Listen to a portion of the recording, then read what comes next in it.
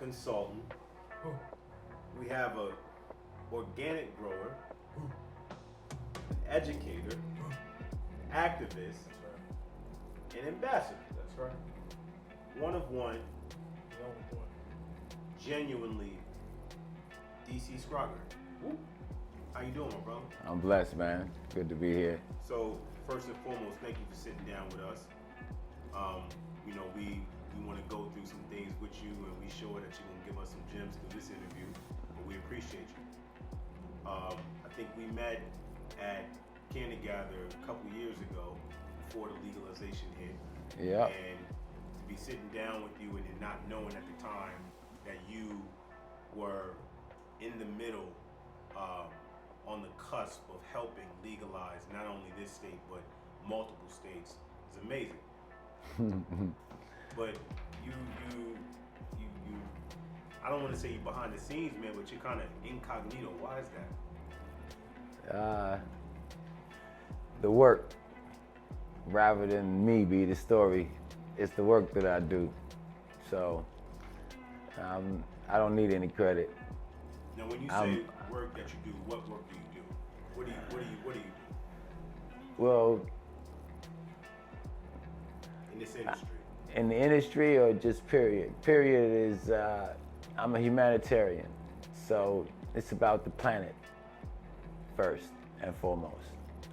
So the businesses that I create is under blue and yellow. And what blue and yellow make, it makes green, but blue is water, yellow is the sun, and it creates life. If you look at the logo, it's a globe. It encompasses everything. So if you're not for the people in which that you serve, right, and the community in which that you serve, you're actually against them.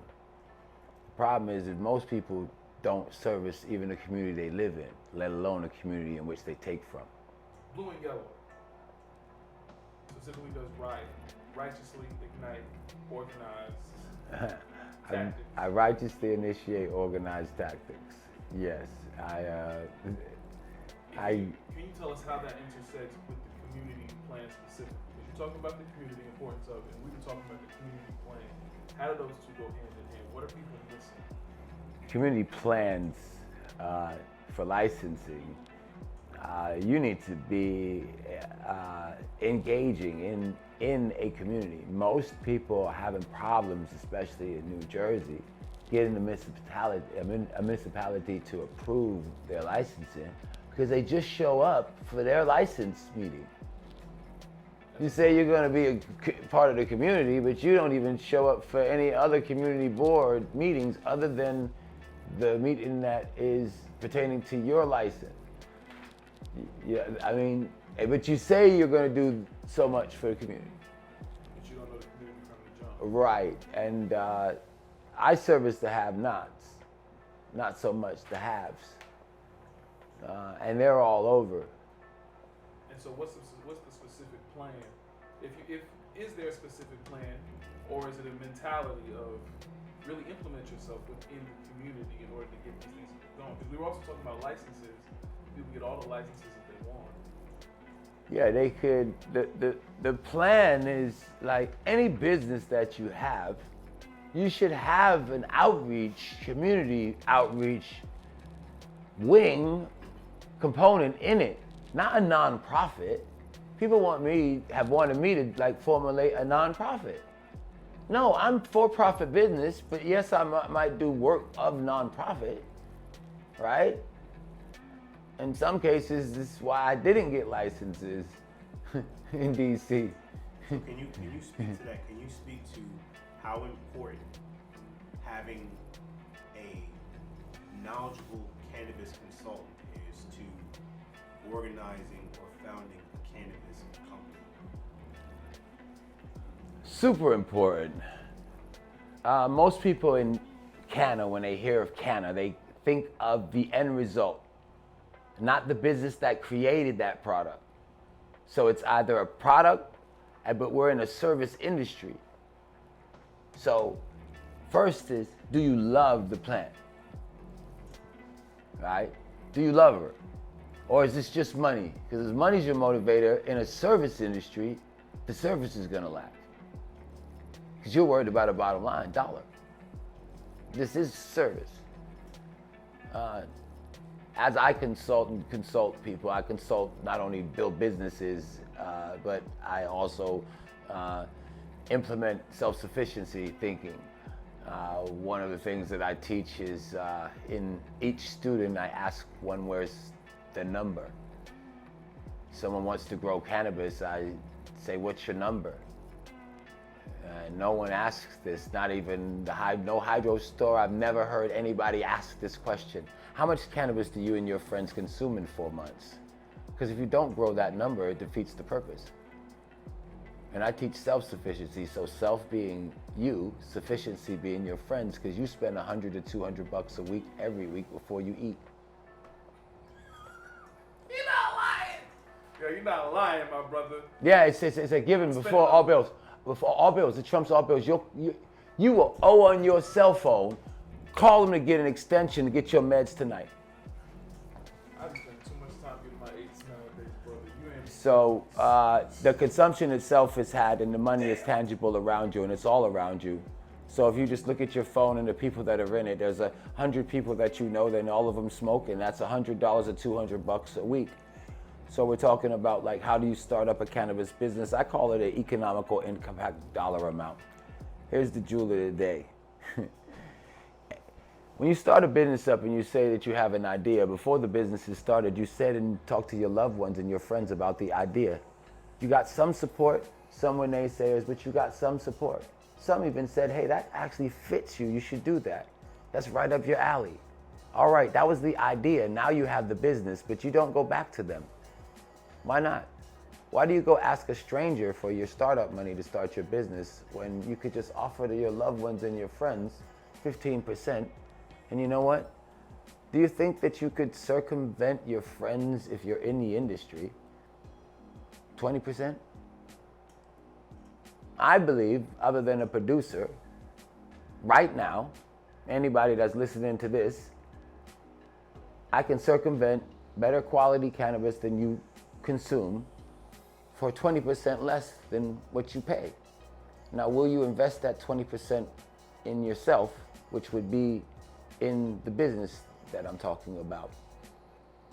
You see how, like, you can get your startup money from your friends' money that they already spend, because you spend it $100. So what if they spend 80 and invested the 20, but the investment was in the business? They get some equity back. And they get some equity back, so they invest in themselves, right? Because you're in Canada, ain't you?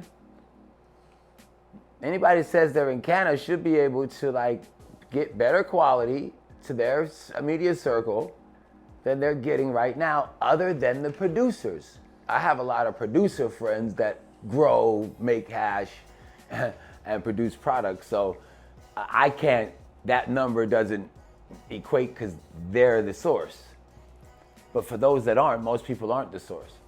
Where does your green thumb specifically come from? How did you get into horticulture? Plants have always been around my family. Cannabis has not been taboo. Hemp cannabis hasn't been taboo. Its teaching, its usages.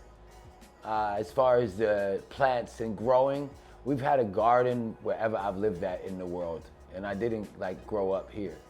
So I've heard some stories, something about your mom always had a garden. my mom always had a garden. We had a garden.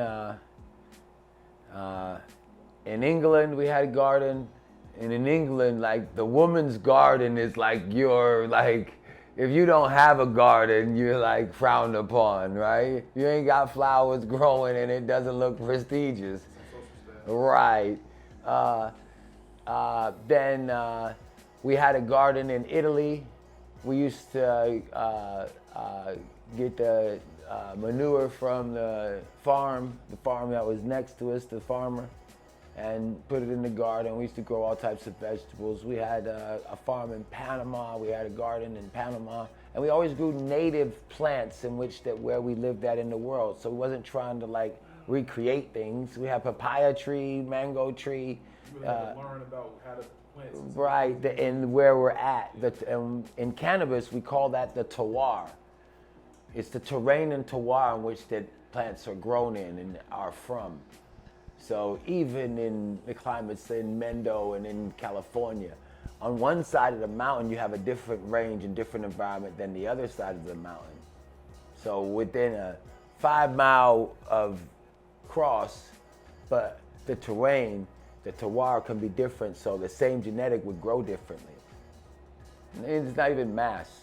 Boys out in Mendo, my homies out in Mendo, out in Humboldt, they grow organically on scale. This area was one of the largest farms in Mendo. It was 500 acres. Organic growers.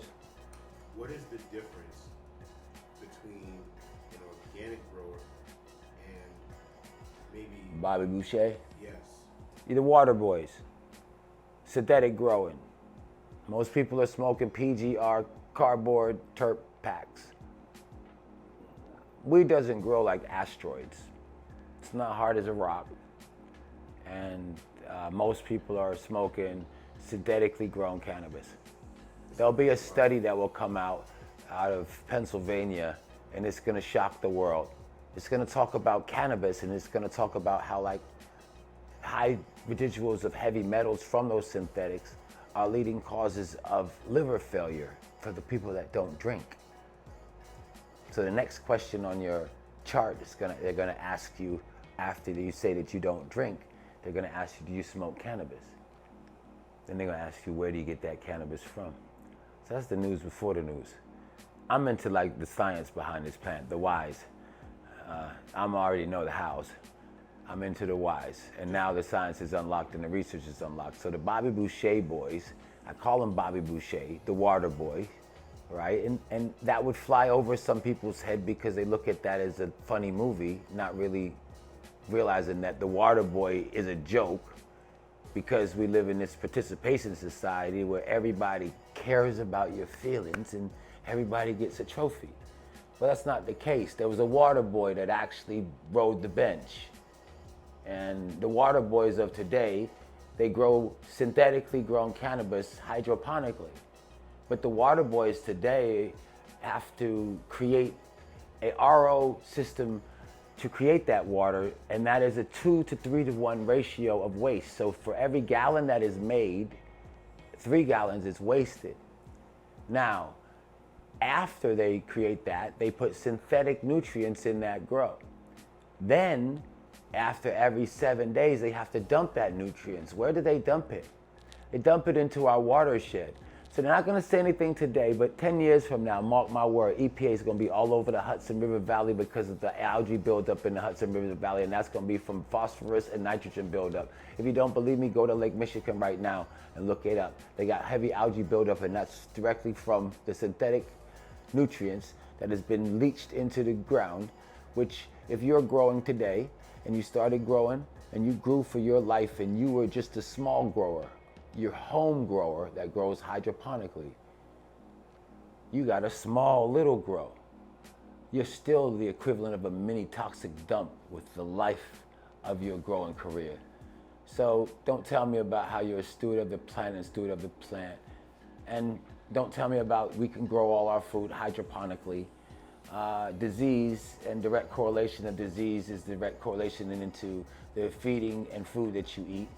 1 in 9 are autistic in this country, and that's direct correlation to the food that you eat. Disease, we don't live in a wellness society, we live in a pharmacopoeia society. So, okay, let me ask you, why don't more people know about the things that you're talking about right now? And why is horticulture so important if you're going to become a world? well, we're at extinction level. We're at extinction level event, and with our topsoil. So that's why they keep trying to push you on, like, we can grow all of our food hydroponically and aquaponically and that.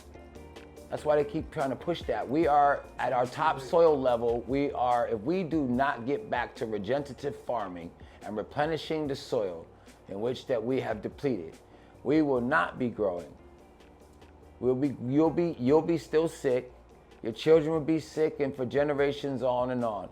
And we'll be still in Afghanistan getting the opium from Afghanistan for the pharmacopoeia society that we live in. Why don't more people know about these things? Because most people are walking around here sheep. Sheep. No, not just that. One is that we live in a dumbed down society. Sorry to say this, we're in the United States of America. We're last for 30 years amongst all first world nations in public education, but first amongst higher education. How is that? But you say you're smart. So How is it that the scholar that went to scholar, that's a 4.0 student, goes to school, and when they go off to school, they're not the smartest, but they've been told they've been the smartest the whole life? You're valedictorian. The person that person's been said they're an A student their whole life. When they go off to real school, right, and they can't handle a no, or they can't handle somebody that's smarter than them. That what it is we live in a society that we'd rather be told and like the sheep. So is it that people would rather be told what to do, and so that's why they don't seek information out for themselves, or is the information hidden?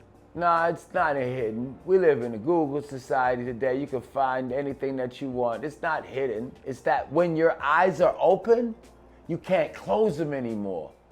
And most people want their eyes closed. It's easier.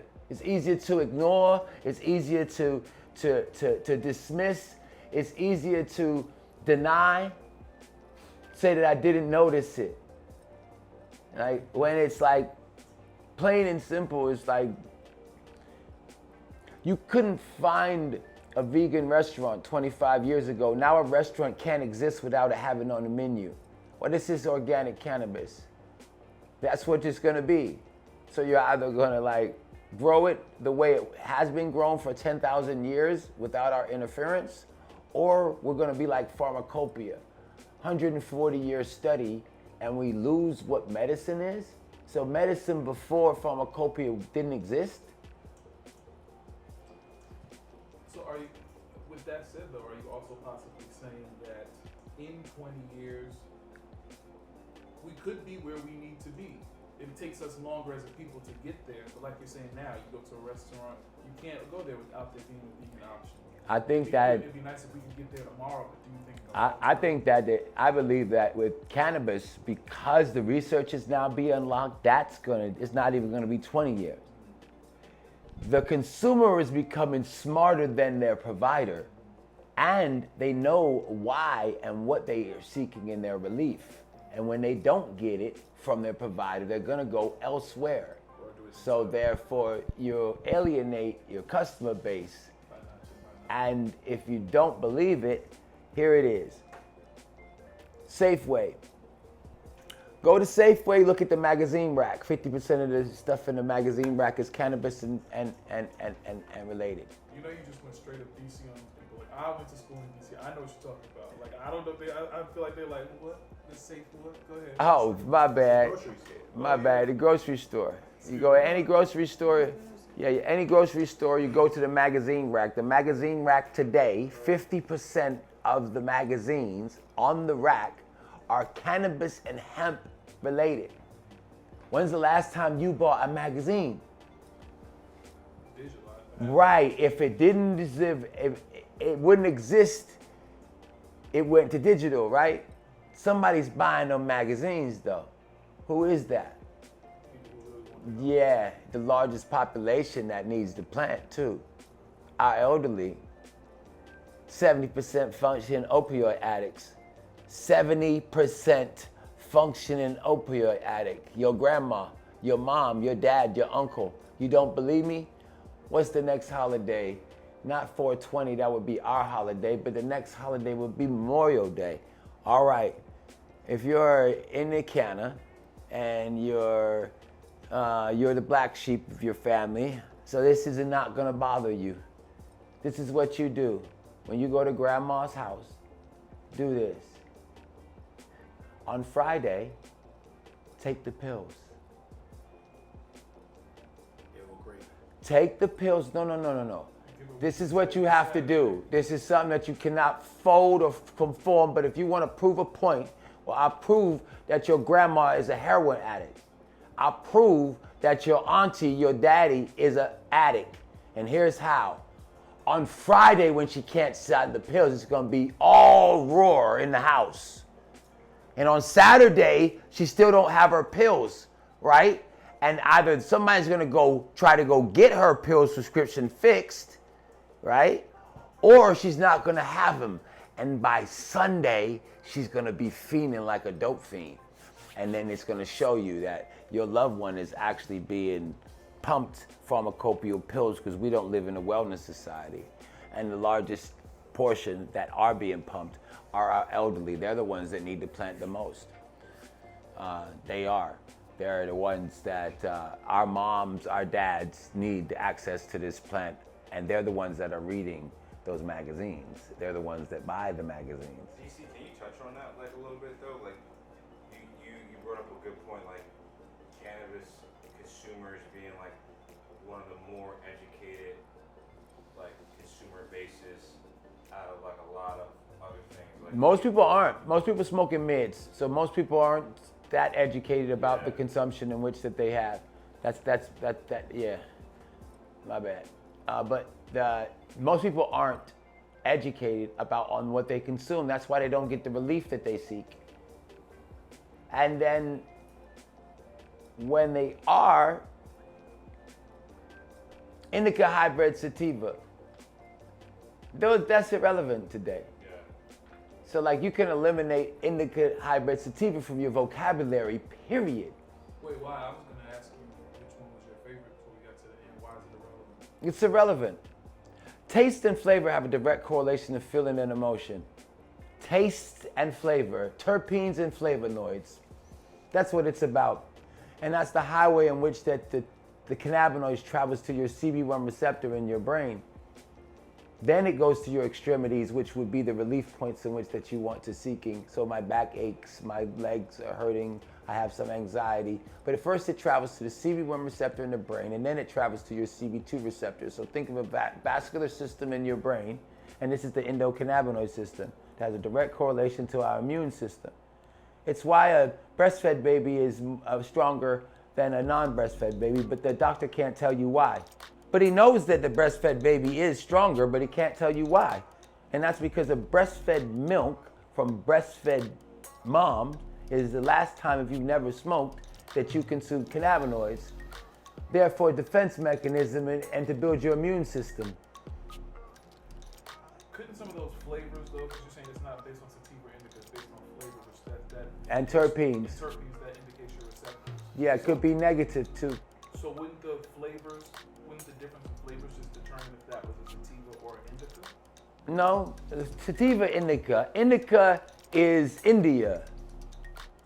Sativa is equatorial equator belt. Okay, I got Chocolope. Chocolope's a 1955 sativa hybrid. And if I let her go for 3 extra days, she'll put you to sleep. But you wanted a sativa. The sativa for your correlation is up, up, up, right? That happens to be like terpene profile of limonene, right? Where you want to go down, you want myrcene, lavanine, pinene, right? Now, limonene and pinene you might not like because pine sol was the cleaner in your household and you had a tumultuous childhood. See, negative also, you're allergic to strawberries. You don't like no citrus genetics whatsoever because you got citrus allergies. So the last time you ate a mango, your whole mouth and everything bleached. So you don't like that.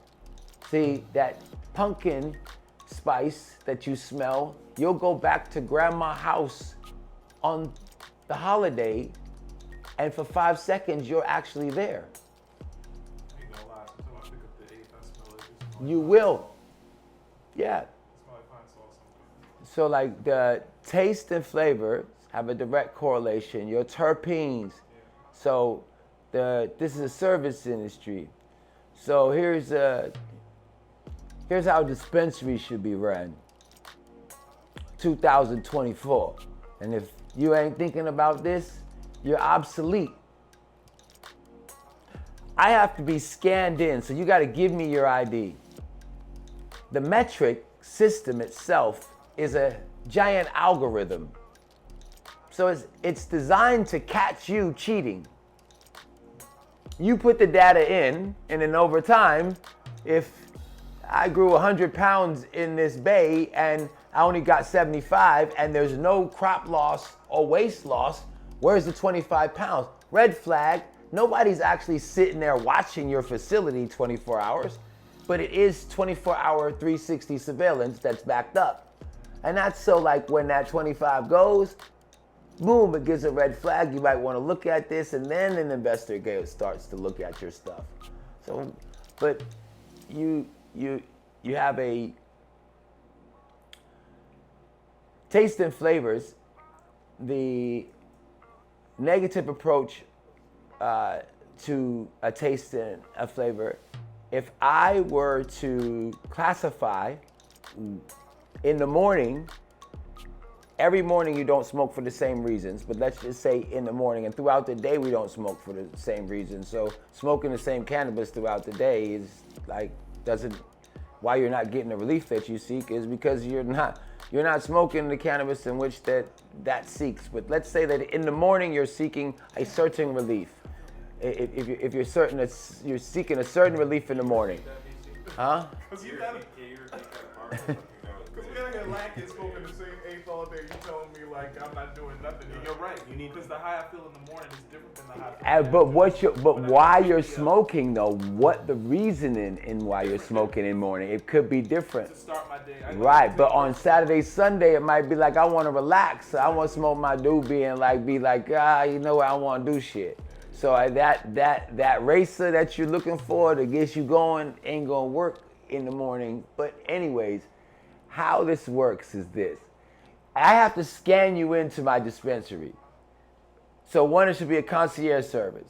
So when I scan you in, the security scans you in, and then it comes to the bud tender, whoever that may be. Let's play it's me. I'm the bud tender. It comes, your profile happens to be a limonene, lavanine profile. So lavender, and I guess a lavender genetic called lavender. But anyways, I got a profile of what you actually have bought over time with me. And therefore, based on the cannabinoids, we can eliminate the name altogether.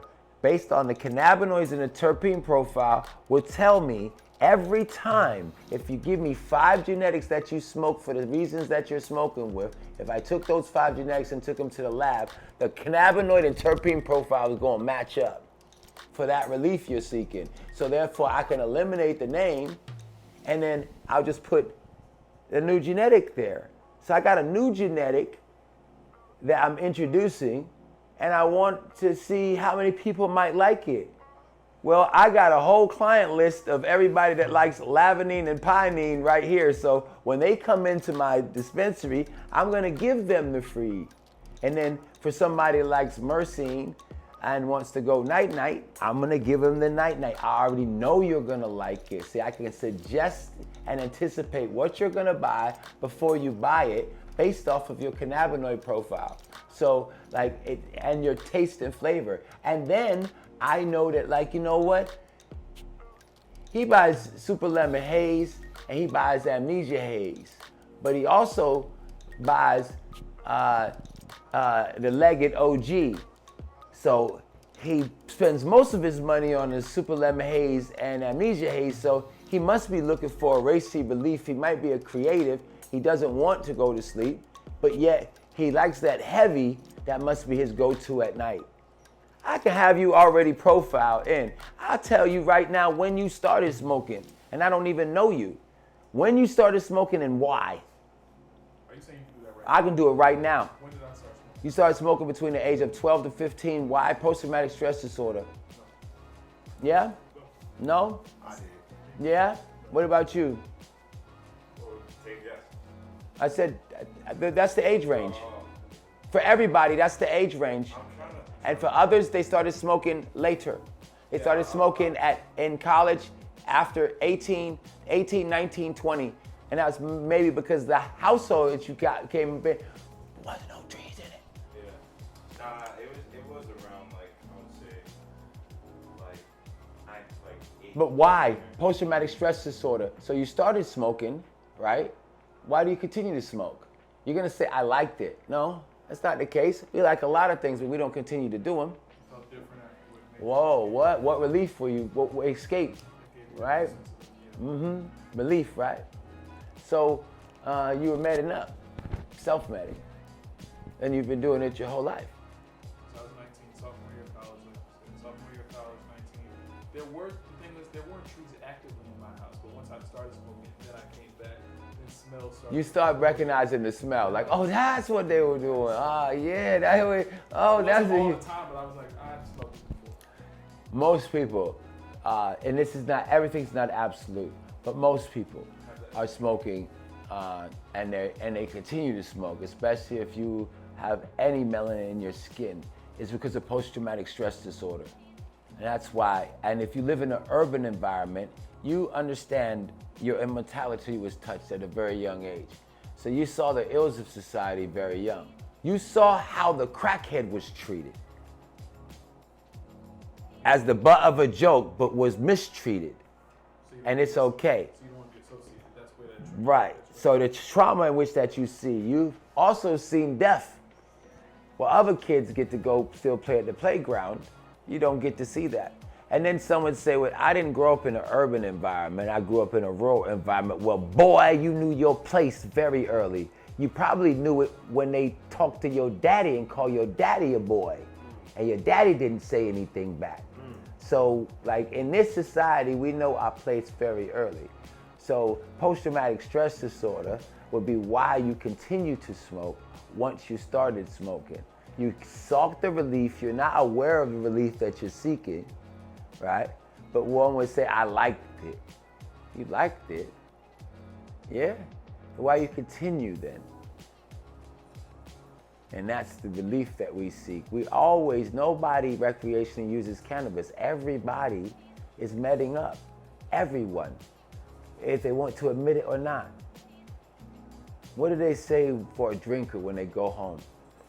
End of the day, they have a drink. What are they doing? Unwinding, right? Relaxing, taking a load off, right? Well, alcohol is not medicine, but yet they would treat it as they were self-medicating, right? So somebody who goes home and smokes a J at the end of the day, what are they doing? Self-medicating. If the plan has always been around. Let's take a break right there. That works.